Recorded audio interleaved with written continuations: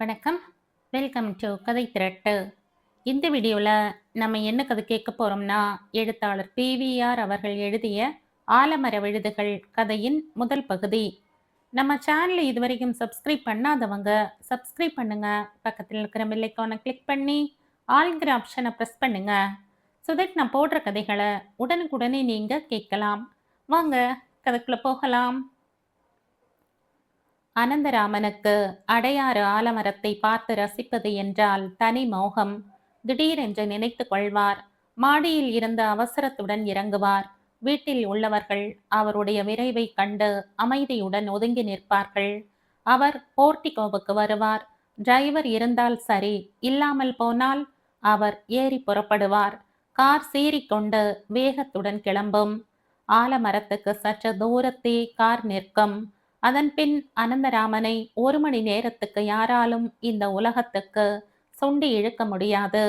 நூற்றுக்கணக்கான விழுதுகளுடன், அமைதியான கம்பீரத்துடன், உயரத்தில் இருந்து ஒரு நிதானத்துடன் இறங்கி வந்து முத்தத்தின் மிருதுவுடன் மண்ணில் உறைந்து நிற்கும் காட்சியில் அவர் தம்மை மறப்பார். விழுதுகள் விழுதுகள் விழுதுகள்தாம். மரத்தின் கீழே மண்டி கிடக்கும் பழுத்த இலைகளோ சருகுகளோ என்றுமே அவர் கண்ணை ஈர்த்ததில்லை. அடிமரம் விழுதுகள் ஒரு சாம்ராஜ்யம் கண்முன் தோன்றும். அசோகர், சந்திரகுப்தன் எல்லோருமே வந்து போவார்கள். பேரரசி விக்டோரியா தோன்றி மறைவாள். அவர் மரத்தை ஒரு தடவை வலம் வருவார். அலங்கோலமாக பின்னிக்கொண்டு கட்டுப்பாடு இல்லாமல் வளரும் விழுதுகள் அவருடைய கண்ணுக்கு ரம்யமான கல்யாண பந்தலின் கால்களாக தோன்றும். ஊசிக்காதில் நூல் நுழைவது போல விழுதுகளின் இடைவெளி வழியாக பிரவேசிப்பார். அவருடைய தள தளவென்ற பொன்னிற மேனி விழுதுகளில் படும்போது சந்தனம் பூசிய குளிர்ச்சி ஏற்படும். பட்டு துணியின் இதம் உண்டாகும். ஆலமரத்தின் அடிமரம் விழுதுகளின் தாய் உன்னதமான மயக்கத்தில் அவரை ஆழ்த்திவிடும். கண்கள் பொங்க அவர் நின்று கொண்டிருக்கையிலேயே மரம் திடீரென்று விழுதுகளே இல்லாத ஒரு தனி தண்டாக, தனி மரமாக மாறிவிடும். சாம்ராஜ்யத்தை ஸ்தாபித்த சக்கரவர்த்தி அரை வேட்டையுடன் நிற்பதாகப்படும். அவர் பார்த்த நூற்றுக்கணக்கான விழுதுகள் எல்லாம் தனித்தனி மரங்களாக நிற்பது தெரியும். ஒவ்வொரு விழுதும் புதிதாக பிறந்த ஆணவத்துடன், தாய் மரத்தை விட்டு விலகி போய் கிளைகள் இல்லா திமிருடன் ஒவ்வொரு மரமாக தோன்றும். அனந்தராமன் தம்முள் அழுவார். வந்தபோது இருந்த உற்சாகம் மறைந்து போய் மனதில் துக்கம் பிறக்கும். அமைதியாக காருக்கு திரும்புவார். வீட்டை அடைவார். 70 வயசிலும் 7 வயசு பிள்ளையின் அழுகை அவருள் கேவிக் கொண்டிருக்கும். அன்று அவர் பிற்பகல் 3 மணிக்கு திரும்பிய போது திண்ணைப்படியில் மூர்த்தி நிற்பதைக் கண்டார். 28 வயது பிள்ளையிடம் அவர் அசையாத நம்பிக்கை கொண்டிருந்தார். மற்ற பிள்ளைகளும் பெண்களும் மூர்த்தியின் பாசத்துக்கும் நேசத்துக்கும், ஏன் பக்திக்கும் கூடத்தான் பற்பல அர்த்தங்களை கொடுத்தார்கள். பம்பாய் பெண் சீதா ஒரு தடவை நேரடியாகவே மூர்த்தியின் உள்நோக்கம் என்ன என்பதை தெளிவாக கூறிவிட்டாள். ஆனால் அனந்தராமன் ஒரு காதில் வாங்கி கொண்டு இன்னொரு காது வழியாக அவளுடைய பேச்சு ஒலியை வெளியேற்றினார். மூர்த்திக்கும் அவருக்கும் அநேக வித்தியாசங்கள் உண்டு. அவன் உயரம் 5.75 அடி, அவர் குள்ளம் 5.25. அவன் ஒல்லி, இவர் குண்டு. அவருடைய பொன்னிற மேனிக்கு அவனை மாநிறம் என்று சொல்வது கூட தவறு. கருப்பு என்று ஒதுக்க வேண்டிய நிறம். இந்த 28இல் அவனுடைய கம்பீர பார்வையோ, அமைதியாக வாய்க்குள் சிரிக்கும் அழகோ, சாந்தமான குணமோ அவருக்கு அவருடைய 28 வயதில் இருந்ததில்லை. இம்மாதிரி எத்தனையோ வேற்றுமைகள் அவர்களுக்கிடையே இருந்த போதிலும் மூர்த்தி தம்முடைய மறுபதிப்பு, கண்ணாடியில் தெரியும் பிரதிபிம்பம் என்று அனந்தராமன் எண்ணினார். அவருடைய மனதின் சங்கீதத்துக்கு அவன் சுருதி. அந்த சங்கீதம் என்றாவது ஒரு நாள் நின்றுவிடும். ஆனால் அன்று ஸ்ருதியே சங்கீதமாய் உயிர் பெற்று எழுந்துவிடும். இதை அவர் உறுதியாய் நம்பினார். அவருடைய நம்பிக்கை வீண் போகாது என்று அவருக்கு தெரியும். அவர் என்றுமே தம்மை தாமே ஏமாற்றி கொண்டதில்லை. மறுபதிப்பு ஏமாற்றாது, அதனால் ஏமாற்ற முடியாது. போர்ட்டிகோவில் கார் நின்றதும் மூர்த்தி படியில் இருந்து இறங்கி வரவில்லை. அவருக்காக அவன் காத்திருந்தான். அரைக்கை பனியனும் வேட்டியுமாய் நின்ற அவனை பார்த்து முறுவலித்து கொண்டே காரில் இருந்து இறங்கிய அனந்தராமன் பிள்ளை ஏதோ சொல்ல வார்த்தைகளை தயார் செய்து கொண்டிருக்கிறான் என்பதை உணர்ந்தார். என்ன பேசப் போவதாக இருந்தாலும் முதலில் அவர் தனியாக காரை ஓட்டி சென்றதற்கு கடிந்து கொள்வான். அவர் தயாரானார். அவர் திண்ணையை அடைந்த பிறகும் மூர்த்தி அசையவில்லை. அவருக்கு ஆச்சரியமாக இருந்தது. கோபமா? எதற்கு? அவர் கம்பளம் விரித்த ஹாலுக்குள் பிரவேசித்து சோஃபாவில் உட்கார்ந்து கொண்டார். ஆலமரத்துக்கு போய் பார்த்துவிட்டு வெயிலில் திரும்பி வந்ததில் தொண்டை வறண்டு போய் கிடந்தது. ராஜம்மா உள்ளே இருக்கிறாள். அவர் வந்திருப்பது தெரிந்தால் வெள்ளி தம்ளரில் மோர் கொண்டு வருவாள். பிள்ளை மூர்த்தியிடம் சொல்ல மனம் வரவில்லை. அவன் கோபமாயிருக்கிறான். யார் மீது? அவரை தவிர வேறு யார் மீதும் அவனுக்கு கோபம் வராது. வர நியாயம் இல்லை. திடீரென்று மூர்த்தி ஹாலுக்குள் வந்து அவரை தாண்டி விரைந்தான். கூப்பிடலாமா? எதற்கு? அவனாக பேசட்டும். விரைந்து சென்ற மூர்த்தி மறு நிமிடமே வெள்ளி தம்ளருடன் வந்தான். அவருக்கு முன்னால் இருந்த டீ பாயின் மேல் வைத்தான். மனத்தோடு மனம் பேசுவதாகப்பட்டது அவருக்கு. அவன் மனம் விழைந்ததை இன்னொரு மனம், மனதில் இருந்து பிரித்து தனியாக நிற்கும் மனம் புரிந்து கொண்டு விட்டது. அவர் மோரை குடித்துவிட்டு டம்ளரை வைத்தார். அப்பா. என்னடா? ஆலமரத்தின் போட்டோ வீட்டில் இருக்கு. தெரியும். அதை பார்த்தா போதுமே. சரி, இன்னைக்கு காத்தால வாங்கின மாத்திரை அப்படியே இருக்கு. பிளட் பிரஷர் இல்லை. யார் சொன்னார்கள்? இருந்தா தெரியுமே. மத்தியான வேளைகளில் கொஞ்சம் ரெஸ்ட் எடுத்துக்கொண்டால் என்னவாம்? எடுத்துக்கிறேன். பச்சை தண்ணீரில் குளிக்கப்படாதுன்னா குளிப்பேன். கார் ஓட்ட வேண்டாம்னா ஓட்டுவேன். கோர்ட்டுக்கு போக வேண்டாம்னா போவேன் என்கிறீர்கள். வர வர ஒரு குழந்தையை விட பிடிவாதம் அதிகமாயிண்டு வர்றது. பாக்கி வர ஜனவரி 4ஆம் தேதி 70 நிறையிறது.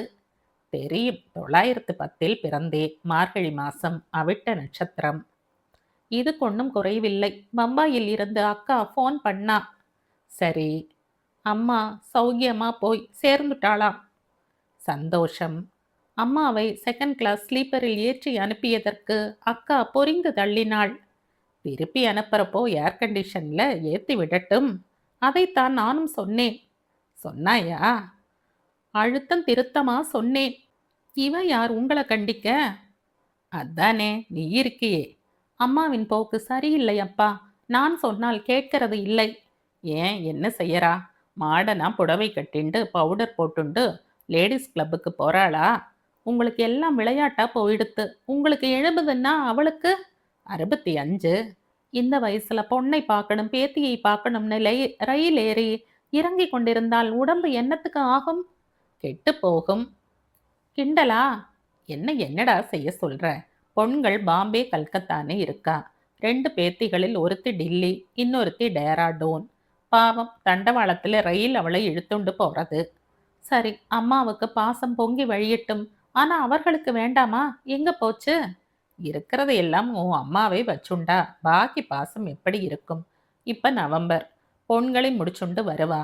பிப்ரவரி, மார்ச், ஏப்ரல்ல டேராடூன், முசூரி கிட்ட வரச்சே. அப்புறம் மெட்ராஸ். மறுபடியும் ஆகஸ்ட்ல ஒரு மாசம் டில்லி. அங்கிருந்து பூஜா ஹாலிடேஸ்க்கு கல்கத்தா. உங்க அம்மாவின் டூர் ப்ரோக்ராம் தான் உலக பிரசித்தியாச்சே. போகிறாளே, அங்கே ஓய்வு எடுத்துக்கொள்வாள்னு நினைக்கிறீர்களா? ஓய்வு எடுத்துக்கொண்டா உன் அம்மாவுக்கு உடம்புக்கு வந்துவிடும். ஓடுற இயந்திரம் ஓடிண்டே இருந்தா தான் நல்லது. நடுவுல கொஞ்ச நாள் என்ஜினை அணைச்சுட்டா அவ்வளவுதான். எண்ணெய் ரிப்பேர் பண்ற மாதிரி உன் அம்மாவையும் ஒர்க் ஷாப்புக்கு அனுப்ப வேண்டி இருக்கும். கரிகாய் நறுக்குவதில் இருந்த குழந்தைகளை குளிப்பாட்டி விடுறது வரை. டேய் மூர்த்தி, உனக்கு ஒரு பாட்டியின் மனம், ஒரு அம்மாவின் குணம் இன்னும் தெரியலையேடா. ஒரு மனைவியின் குணமும் தான் புரியல. என்னடா சொல்ற? இங்க உங்களுக்கு சிஸ்ரூஷை செய்யட்டும், நீங்க அவளுக்கு சிஸ்ரூஷை செய்யுங்கோ. ஒரு தலைவலி, பிளட் பிரஷர்னு வர்றப்போ உங்க பக்கத்துல யார் இருக்கா? ஏன் நீ இல்லையா? எனக்கும் ஆபீஸ் வேலைன்னு இருக்கு. நீ இல்லாத போது ராஜம்மா இருக்கா. சமையற்காரியா? 30 வருஷமா இருக்காடா. 300 வருஷம் இருக்கட்டுமே. சம்பள கடன் தானே. இப்ப என்ன செய்யணும்னு பொரியற? பம்பாயில இருந்து அம்மா திரும்பி வந்ததும் அவன் மெட்ராஸை விட்டு நகரப்படாதுன்னு நீங்க உத்தரவு போடணும். அம்மா பாட்டின்னு அவங்களுக்கு ஆசாபாசம் இருந்தா அவர்கள் இங்க வந்து அதையெல்லாம் கொட்டிட்டு போகட்டும். அம்மா இல்லாத வீடு வீடாவே இல்லை. அக்கா வேற என்ன சொன்னா? சாரு யூரோப் போறாளாம். எதுக்கு? சுத்தி பார்க்க காலேஜ்ல இருந்து போறா. வயசு வந்த பொண்ணை அயல் நாடுகளுக்கு அனுப்புவானேன்? அது அக்கா பாடு மாப்பிள்ளை பாடு. நீ ஏன் புலம்புற? பொண்கள் படிக்கலாம், ஆனா கூத்தடிக்க கூடாது. பாடலாம், ஆனால் விசில் அடிக்க கூடாது.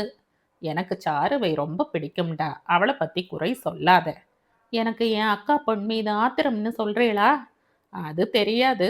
அது சரி, ஏன் ஜட்ஜையும் காணோம், அவர் பொன் ஜானாவையும் காணோம்? முந்தா நாள் 2 பேருமா வேர்க்கடலை குறித்தீர்களே? ஆமாம், திருவண்ணாமலை கடலை. உள்ளே இருக்கான்னு பார். இருந்தா ராஜம்மா கிட்ட கொஞ்சம் வறுத்து கொடுக்க சொல்லு. வேர்க்கடலையில வைட்டமின் இருக்கு, புரோட்டீன் இருக்கு. குறிச்சு வச்சுக்கிறேன். டாக்டர் தர மாத்திரையை மட்டும் மறந்துடுங்கோ. வேர்க்கடலை நினைவில. நீயும் சாப்பிடு, அது ஆத்திரத்தை அடக்கும். ஏன் எனக்கு இப்படியெல்லாம் கோபமும் ஆத்திரமும் வர்றது தெரியுமா? அப்புறமா தெரிஞ்சுக்கிறேன். தோ ராஜம்மா வர்றா. ராஜம்மா, ஒரு பிடி வேர்க்கடலை வறுத்துண்டு வா. ஏண்டா, மாப்பிள்ளை என்னைக்கு ஜப்பான்ல இருந்து திரும்புறான்? நாளைக்கு. சீதா சொன்னாளா? இல்லாம போனா எப்படி தெரியுமா? சரி சரி. அப்பா, அண்ணா வந்திருந்தான். சின்னவனா பெரியவனா? பெரிய அண்ணா. சரி, உங்களை பார்க்கணும்னு வந்தான். போயிட்டானோ இல்லையோ? எதுக்கு வந்தான் தெரியுமா? தெரிய வேண்டாம். உங்களுக்கு தான் பேரன் பேத்தினா கொள்ளை ஆசையாச்சே. அதுக்கு மாலுவுக்கு ஒரு நல்ல வரன் அமைஞ்சிருக்காம். புள்ள என்ன செய்யறான்? ஐஏஎஸ். இப்பத்தான் அதுக்கு மவுசே இல்லையே. மந்திரி காரை திறந்து விடுற பதவி ஆயிட்டதே. இருந்தாலும் ஐஏஎஸ் ஐஏஎஸ் தான். யாரோ 1-2 பேர் தங்க கௌரவத்தை தாழ்த்திண்டா பதவியின் மதிப்பு போயிடுமா? புள்ள ரொம்ப கெட்டிக்காரன், பார்க்க நன்னா இருக்கான், நாசிக்ல இருக்கான். சந்தோஷம். அண்ணா வந்தது பண விஷயம் தானே? ஆமாம்ப்பா. அடுத்த வாட்டி வந்தா பேத்தி மாலையும் கழுத்துமா நமஸ்காரம் பண்றப்போ 10,000 ரூபாய் ஆசீர்வாதமா கொடுப்பேன்னு சொல்லு. என்னப்பா இது? 2 பொண்கள் கல்யாணத்துக்கு 2 கால்ல நிக்கிறப்போ இவனை யார் 1,20,000க்கு வீடு கட்ட சொன்னா? நான் அவனுக்கு சேர வேண்டிய பிதுரார்ஜிதத்தை கூறு போட்டு கொடுத்தாயிட்டது. என் சொந்த பணத்துல அவனுக்கு சல்லி காசு இல்லை. வீடு கட்டினது தப்பா அப்பா? இது என்ன வீடா படலையா? 6,000 சதுர அடியில மாடியில 3 பெட்ரூம் கிச்சன், கீழே 3 பெட்ரூம் கிச்சன். நாளைக்கு எனக்கு கொள்ளி போட வேண்டியவன். நான் போற போது எனக்கு முன்னால சட்டியை தூக்கிண்டு போக வேண்டியவன். இப்போ உயிரோடு நான் இருக்கிறப்போ என்னுடன் இருக்கப்படாதோ? இருக்கலாம்ப்பா, ஆனா நீ வக்காலத்து வாங்க வேண்டாம். அண்ணா வந்துட்டு போனதை சொல்லியாச்சு இல்லையா? போ. சரி. தோ வேர்க்கடலை வர்றது, வா. எனக்கு வேண்டாம். அப்ப எனக்கும் வேண்டாம். என்னப்பா இது? உட்காருடா. சுடுறது. ஜானா என்ன சொல்றா? இந்தா ராஜம்மா, கொஞ்சம் வெல்லம் கொண்டா. ஜட்ஜ் என்ன சொல்றான்னு தெரியுமா? ஏன் தோலோட வாயில போட்டுக்கிறீள்? உரிச்சு சாப்பிடுங்கள். தோல் ருசி உனக்கு தெரியாதடா. எனக்கு எவ்வளவோ தெரியாது அப்பா. இனிமே எனக்கு கவலை இல்லை. உன்னை நீயே புரிஞ்சுண்டிருக்க. ஜானா ஏன் உன்னையே சுத்தி சுத்தி வர்றா? அவ அப்பாவுக்கு ஆசை, ஆனா பேச பயப்படுறார். ஜானாவை பத்தி நாம பேசாம இருக்கிறது நல்லதுன்னு எனக்கு படுறது. பேசி ஒரு முடிவுக்கு வர்றது நல்லதுன்னு எனக்கு படுறது. உங்க குமாஸ்தா சாயங்காலம் வருவான், டிஸ்கஸ் பண்ணுங்கோ. எங்கடா எழுந்திருக்கிற? காஃபி. COF. FEE. ஈ இல்ல, இ. அனந்தராமன் சிரித்தார். மூர்த்தி சிரித்தான். ஜானா அவனுக்கு பிடித்தவள், அவருக்கு பிடிக்காதவள். திருவான்மியூர் கடற்கரையில் உள்ள சிறு குடியிருப்புகளில் ஒன்று Sadanandam colony. High court judge Sadanandan தான் கடைசியாக வீடு கட்டினார். ஆனால் காலனியின் பெயர் அவருடைய பதவி காரணமாக சதானந்தம் காலனி என்றாகியது. இது பற்றி ஜட்ஜுக்கு நிரம்பவும் பெருமை. காரில் வரும்போதும் போகும்போதும் பெயர் பலகைகள் கண்ணில் படுகையில் மனம் பூரிக்கும். ஜட்ஜ் சதானந்தம் காலனி என்கிற வார்த்தைகள் அவர் போன பிறகும் நிலைக்கு போகின்றன. சரித்திரத்தில் அவர் ஓர் அத்தியாயமாக இருக்கப் போவதில்லை, ஆனால் ஒரு குறிப்பாக ஆகிவிடுவார். அன்று அவருடைய மனம் ஒரு பக்கம் மகிழ்ச்சியில் திளைத்திருந்த போதிலும் இன்னொரு பக்கம் பயத்திலும் ஆதங்கத்திலும் வாடியிருந்தது. ஒரே பெண் ஜானாவுக்கு அன்று 22 முடிந்துவிட்டது. 2 வருடங்களுக்கு முன் இதே பங்களாவில் ஊஞ்சல் பலகையில் சங்கிலியை பிடித்து உட்கார்ந்தவாறே நெஞ்சு வலியில் உயிர் துறந்த அவருடைய அம்மா ஜானாவின் கல்யாணத்தை பற்றி நாளுக்கு 2 தடவையாவது நச்சரித்து வந்தாள். என்னதான் நாகரிக மோகம் தலை விரித்தாடினாலும் உரிய வயதில் பெண்ணை ஒரு நல்ல மாப்பிள்ளை வசம் ஒப்படைத்து விட வேண்டும் என்பது அம்மாவின் சித்தாந்தம். இதை அவர் மனம் அன்று ஏற்றுக்கொண்டாலும் நடைமுறையில் செயலாற்ற முடியவில்லை. பியூசி, பிஏ, பிஎல் என்ற மேலும் மேலும் பெண் கல்லூரிக்கு தாவிக் கொண்டிருக்கையில் அவளை எப்படி பிடித்து இழுத்து மணமேடையில் உட்கார வைக்க முடியும்? ஜானாவும் சரி, அவருடைய மனைவி சுசீலாவும் சரி, அவருடைய அம்மாவின் கருத்துக்களை என்றுமே லட்சியம் செய்ததில்லை. ஜானாவுக்கு பாட்டி என்றால் உயிர். பழைய கதைகளை அவளிடம் இரவு நேரம் போவது தெரியாமல் கேட்பாள். பாட்டியின் கால்களை மணிக்கணக்காக வருடுவாள். வேண்டிய சுசுரூஷைகள் எல்லாம் செய்வாள். ஆனால் பாட்டியின் கொள்கைகள், சித்தாந்தங்கள் எதுவும் அவள் காதில் ஏறாது. சின்னஞ்சிறு வயதிலேயே கல்யாணம் செய்து கொள்வதைப் போல மடத்தனமான காரியம் இருக்க முடியாது என்பது அவளுடைய எண்ணம். சதானந்தம் பெண்ணின் பிறந்த நாளன்று பழையதையெல்லாம் நினைத்து பார்த்தார். வீட்டில் யாரும் இல்லாத காரணத்தினால் அவருடைய ஏகாந்த சிந்தனை ஒரு பாரமாக இருந்தது. அருகே பலர் இருக்கும்போது சிந்திக்க முடிவதில்லை. தனியாக இருக்கையில் சிந்தனையின் கூடவே பயமும் எழுகிறது. அவர் வீட்டினுள் சுற்றி சுற்றி வந்தார். சுவர் கடிகாரம் 8:15 என்று உணர்த்தியது. மயிலாப்பூருக்கு காலை 6 மணிக்கே சென்றவர்கள் திரும்பி வர ஏன் இத்தனை தாமதம்? எல்லா கோவில்களையும் முற்றுகையிடுகிறார்களா?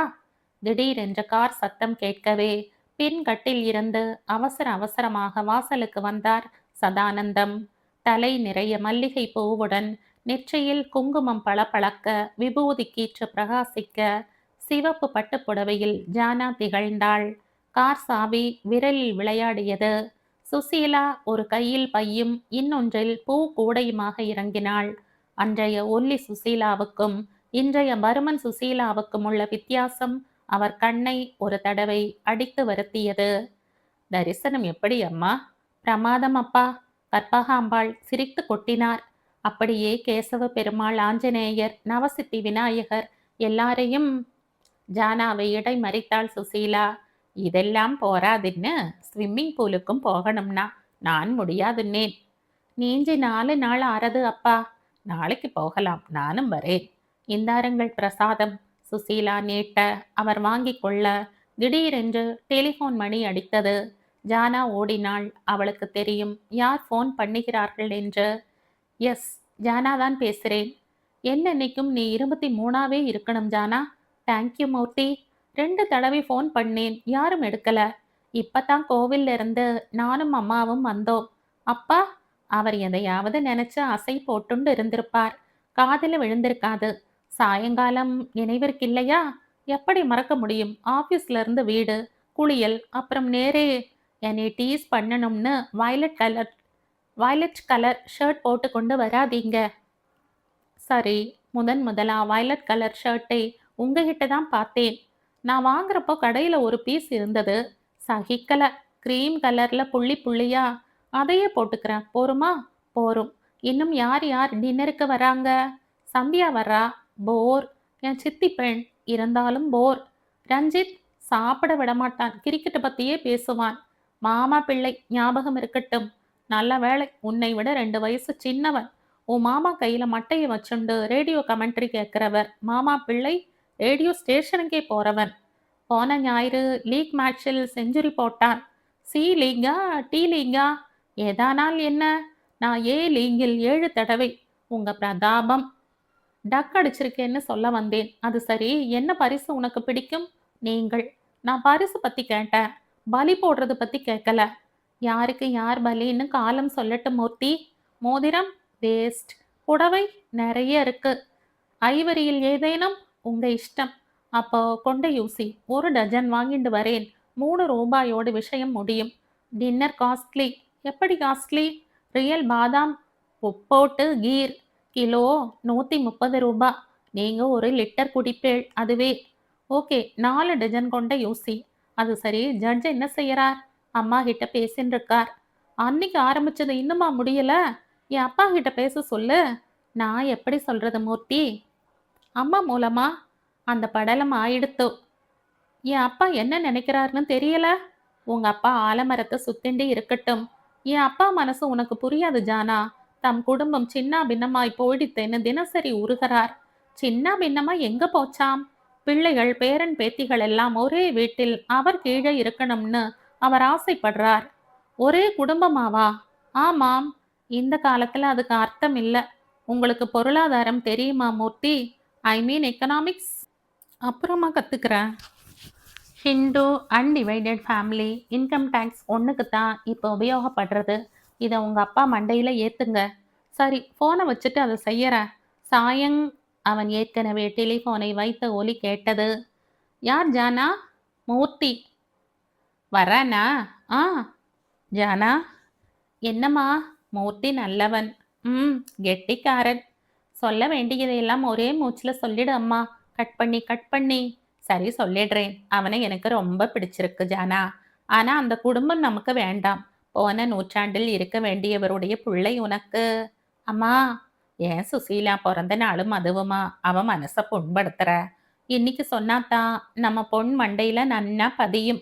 அம்மா, என் கல்யாணம் என் சொந்த விஷயம். முடியும்னா நீயும் அப்பாவும் ஊரார் மெச்சும்படியா நான் நினைக்கிறவருக்கு என்ன தார வார்த்து கொடுங்கோ. இல்லாம போனா நான் இப்போ என்ன சொல்லிட்டேன்னு நீ இப்படி கத்துற ஜானா? நீ பேசாம உள்ள போ சுசீலா. ஜானா, கவலைப்படாத. ஒரு நாள் இது பத்தி அனந்தங்கிட்ட பேசுறேன்.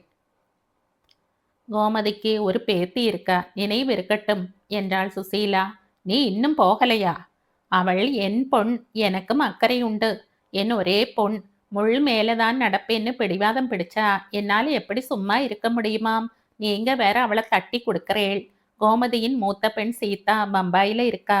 நம்ம பிள்ளைக்கு பேத்தி சாருவை வாங்கிக்கணும்னு கோமதி துடியாய் துடிக்கிறா. போரும் சுசீலா, உன் இடி தாங்க முடியாம ஜானா உள்ள போயிட்டா. நிறுத்து. இன்னைக்கு 2 பிள்ளைகளையும் ஒதுக்கி வச்ச மாதிரி நாளைக்கு மூர்த்தியையும் அனந்தராமன் ஒதுக்கி வைக்க மாட்டார்னு என்ன நிச்சயம்? அப்படி செஞ்சா நமக்குத்தான் நல்லது சுசீலா. எப்படியாம்? ஜானா கல்யாணமாகி போயிட்டா. நானும் நீயும் அடி எதிரும் புதிரும் அடின்னு நீயும் நானும் இங்க ஒருத்தர் மூஞ்சியை ஒருத்தர் பார்த்து வெறுப்பு உமிழ வாழ்வோம். பொண்ணும் மாப்பிள்ளையும் இங்க இருந்துட்டா வீடு கலகலப்பா. அது நடக்காது.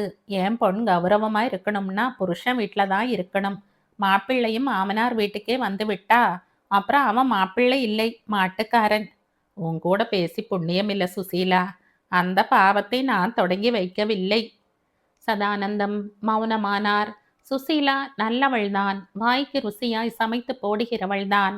அவருக்கு தலைவலி என்றால் கூட பதறி போகிறவள்தான். ஆனால் வார்த்தை போர் என்று வந்துவிட்டால் சளைக்க மாட்டாள். ஒவ்வொரு வார்த்தைக்கும் ஒரு ரெடிமேடு பதில் வைத்திருப்பாள். கடைசி வார்த்தை தன்னுடையதாகத்தான் இருக்க வேண்டும் என்ற முரட்டு பிடிவாதம் அவளுடைய இரத்தத்தில் ஊறிப்போயிருந்தது. அவருடைய மௌனம் சுசீலாவை பாதித்திருக்க வேண்டும். காப்பி கொண்டு வரட்டுமா என்றாள். அவர் தலையசைத்தார். அன்று மாலை 6 மணியில் இருந்தே ஜானா மூர்த்திக்காக காத்திருந்தாள். காணவில்லை. 6:30க்கு டெலிபோன் செய்தாள். மணி அடிக்கவில்லை. யாரோ தொடர்பு கொண்டிருக்கிறார்கள். 7 மணிக்கு சந்தியா வந்தாள். ரஞ்சித் வந்தான். கிட்டிய உறவுக்காரர்கள் எல்லோரும் வந்தார்கள். மூர்த்தி வரவில்லை. ஏன்? ஜானாவுக்கு டின்னர் சோபிக்கவில்லை. அதன் பின் அவள் கலந்து கொண்ட ஓப்பன் ஹவுஸ் விளையாட்டு ரசிக்கவில்லை. 4 டஜன் கொண்டை ஊசியுடன் வருவதாக சொன்ன மூர்த்தி இல்லாத டின்னரும் விளையாட்டும். என்ன டின்னர், என்ன விளையாட்டு? ஒருவேளை ஒருவேளை அவளுடைய அம்மாவே ஏதாவது விஷமம் செய்திருப்பாளோ? அடுத்த கணமே மனதை கடிந்து கொண்டாள். அம்மாவிடம் அவ்வளவு அநாகரிகம் இன்னும் பிறக்கவில்லை, பிறக்காது. இரவு டிவி நியூஸை பார்த்தார்கள். தலைப்பு செய்திகளில் கல்கத்தா அருகே ஒரு விமானம் ஒரு விபத்துக்குள்ளான செய்தி அறிவிக்கப்பட்டது. விவரங்களில் விமான விபத்தில் ஒருவர் கூட உயிர் பிழைக்கவில்லை என்றும் 202 பேர் உயிர் இழந்தார்கள் என்றும் அறிவிக்கப்பட்டது. காலையில் அம்மாவின் எதிர்ப்பு. மூர்த்தி வராதது. இப்போது விமான விபத்து. அவளுடைய 23வது பிறந்த நாள் சரியான வேளையில் உதயமாகவில்லையோ? நெஞ்சை கையில் வைத்து கொண்டு டெலிபோனை எடுத்தாள். டயல் செய்தாள். மூர்த்தியின் குரலையாவது கேட்கலாமே. ராஜம்மா பதில் கொடுத்தாள். நான் தான் ஜானா பேசுறேன் ராஜம்மா. மூர்த்தி சாயங்காலம் பிளேனில் கல்கத்தா போயிருக்கான். எதுக்கு? விமான விபத்து மனதை இடித்தது. ராஜம்மா ஆரம்பித்தாள். ட்ரங்கால் பாம்பேலிருந்து உங்க போனை வச்சிடுங்கோ. டெலிஃபோன் இலாக்காவின் உத்தரவு. அப்புறம் பேசுகிறேன் ராஜம்மா. உங்களுக்கு பாம்பேயிலிருந்து கால் வந்திருக்கு. கல்கத்தா பாம்பே விமானம் விபத்து. மூர்த்தி பறக்கிறான். ஏன்? எதற்கு? மூர்த்தி போயிருக்கிறான் என்றால் விபத்தில் யார் போயிருக்க கூடும்? ஜானா குழம்பிப் போனாள். அனந்தராமனுடைய மனைவி கோமதி அன்றும் என்றும் போல அதிகாலையில் எழுந்து சமையலறைக்குள் பிரவேசித்தாள். கேஸ் அடுப்பை ஏற்றி காஃபிக்கு வால் பாத்திரத்தில் தண்ணீரை வைக்கும்போது முந்தின நாள் சாருவும் மனோஜும் கை முறுக்கு பண்ண சொன்னது நினைவில் எட்டியது. எப்போது பம்பாய், கல்கத்தா, டில்லி, டேராடூன் என்று புறப்பட்டாலும் குறைந்தது 100 முறுக்குகளாவது அலுமினியம் அல்லது தகர டப்பாக்களில் இருக்கும். தூய வெள்ளை வேட்டியை விரித்து பிள்ளையார் பிடித்து வைத்துவிட்டு அடிக்கடி தேங்காய் எண்ணெயை மாவுக்கு உறவாக்கி முறுக்கு சுற்ற அவள் ஆரம்பித்ததும் மூர்த்தி கத்த ஆரம்பிப்பான். பெண்களும் பேத்திகளும் முறுக்கு சுற்ற கற்றுக்கொள்ளவில்லை என்றால் அவர்கள் முறுக்கு இல்லாமல் போக வேண்டியதுதான். விதம் விதமான உதட்டு சாயங்களையும் வண்ண பொருள்களையும் கையாளும் விரல்கள் ஏன் ஒரு கை மாவை வைத்து கொண்டு தினசரி பயிற்சி பெறக்கூடாது? பிழைப்புக்கு என்ற வேறு ஊர்கள்தாம் கதி என்று சரணடைந்து விட்டால் அந்த ஊர்களில் என்ன கிடைக்கிறதோ அதைத்தான் அவர்கள் அனுபவிக்க வேண்டும் என்பது மூர்த்தியின் சித்தாந்தம். பெற்ற மனம் பித்தாக இருப்பதில் தவறு இல்லை. ஆனால் பித்தும் ஓர் எல்லையுடன் நிற்க வேண்டும். வயது காலத்தில் பிறரை திருப்திப்படுத்த வேண்டும். தான் செய்து போடுவதை அவர்கள் ரசித்து ருசிப்பதைக் கண்டு பெருமையும் மகிழ்ச்சியும் பெற வேண்டும் என்று தன்னைத்தானே வருத்தி கொள்வது முட்டாள்தனம் என்ற மூர்த்தி அவளிடம் சாதிப்பான். கோமதி பதில் கூற மாட்டாள். சில சமயங்களில் பிள்ளை நெகிழ்ச்சியுடன் கடிந்து கொள்ளும்போது, உனக்கு நாளைக்கு பொண்ணும் பிள்ளையும் பிறந்து அவர்கள் உன்னை விட்டு விலகி வாழும்போது தாண்டா நான் இப்ப செய்வதின் அர்த்தமும் தாத்பரியமும் புரியும் என்பாள். ஆனால் ஒன்று மட்டும் தெளிவாக அவளுக்கு புரிந்தது. ஃபில்டரில் 7 தேக்கரண்டி காஃபி தூளை போடவும் தண்ணீர் கொதிக்கவும் சரியாக இருந்தது. அவள் ஃபில்டர் நிறைய வெந்நீரை ஊற்றினாள். மூர்த்தி அவளை கடிந்து கொள்கிறான் என்றால் அது அவள் மீது உள்ள எரிச்சலினால் அல்ல, அன்பினால், பாசத்தால், அம்மா கஷ்டப்படுகிறாளே என்ற தாபத்தினால். வால் பாத்திரத்தில் மிஞ்சியிருந்த வெந்நீரை ஒரு டம்ளரில் கொட்டிவிட்டு பாலை ஊற்றினாள். டிகாக்ஷன் இறங்க சற்று தாமதமாகும். அதற்குள் பால் கொதித்து விட்டால் கேஸ் அடுப்பில் ஜுவாலையை தாழ்த்தினாள். அவளுக்கு அடிக்கடி இருமல் வரும். அதுவும் இரவு வேளைகளில். இருமல் ஒலி கேட்ட உடனே மாடியில் இருந்து மூர்த்தி இறங்கி வருவான். கோமதி ஒரு போர்வையை விரித்து கொள கொளவென்றிருக்கும் ஒரு தலையணையை 2ஆக மடித்து படித்து கொண்டிருப்பாள். வீட்டில் தாண்டவமாடும் செல்வத்தில் அவள் ரப்பர் மெத்தையில் உயர் ரக விரிப்புகளுடன் சயனிக்கலாம். அவள் கிடக்கும் கோலத்தைக் கண்டு மூர்த்தி இறைவான். என்னம்மா இப்படி இருமற? ஒண்ணும் இல்லடா மூர்த்தி, ஏதோ இருமல். நீ ஏன் இறங்கி வர்ற? நீ போ. ஏமா, நான் எவ்வளவு சொன்னாலும் காதுல போட்டுக்காம இப்படி அலட்சியமா இருக்க? டாக்டர்கிட்டையும் போக மாட்டேன் என்கிற. அப்பாவுக்காக அவர் வந்த போதிலும் கிட்ட போக மாட்டேன் என்கிற. நாளைக்கு உன்னை கார்ல தூக்கி போட்டுக்கொண்டு நான் ரத்த பரிசோதனை பண்ண ஏற்பாடு செய்ய போகிறேன்.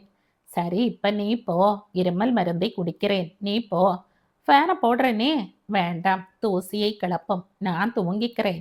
அப்பா ரூம்ல ஏன் இன்னும் விளக்கு எரியறது? பழங்கணக்கு பார்க்கிறாரா? அம்மா, நீ ஏன் தான் இப்படி இருக்கியோ? என் ஜென்மம் அப்படி.